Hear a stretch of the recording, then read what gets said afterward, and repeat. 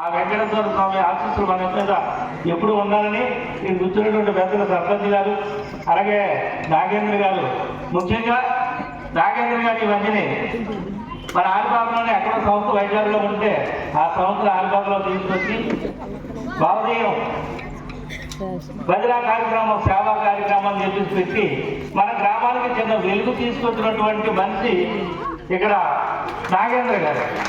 ఈ నాగేంద్ర గారిని మనం అనుసరిద్దాం, మర్చిపోయినటువంటి దేవుడి సేవను మళ్ళీ పునరుద్ధరిస్తాం, మర్చిపోయినటువంటి పోరాటాలు, సాంస్కృతిక కార్యక్రమాలు, అన్ని కార్యక్రమాలు కూడా అతని ద్వారా మనం అతను కలిసి వచ్చి అతని వెనకాల మనం కలిసి ఉంది అన్ని కార్యక్రమాలు కూడా చేయించగలిగే శక్తి సామర్థ్యాలు కలిగినటువంటి మనిషి మా దగ్గర ఉన్నారు. కాబట్టి ఏదైనా భక్తుడికి భగవంతుడికి అనుసంధానం ఎవరంటే మధ్యలో ఉన్న పంతులు గారు.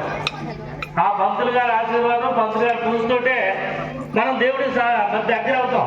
అలాగే నాగేంద్ర గారు అనుసంధానం మన ప్రాంతానికి సభవన మండలానికి అనుసంధానంగా ఉన్నారు. కాబట్టి వాళ్ళు ఫాలో అయ్యి సేవా ఇతను తీసుకొచ్చిన తర్వాత కనమలసి గుడికి వెళ్ళాం, తర్వాత సమాధానం వెళ్ళాం.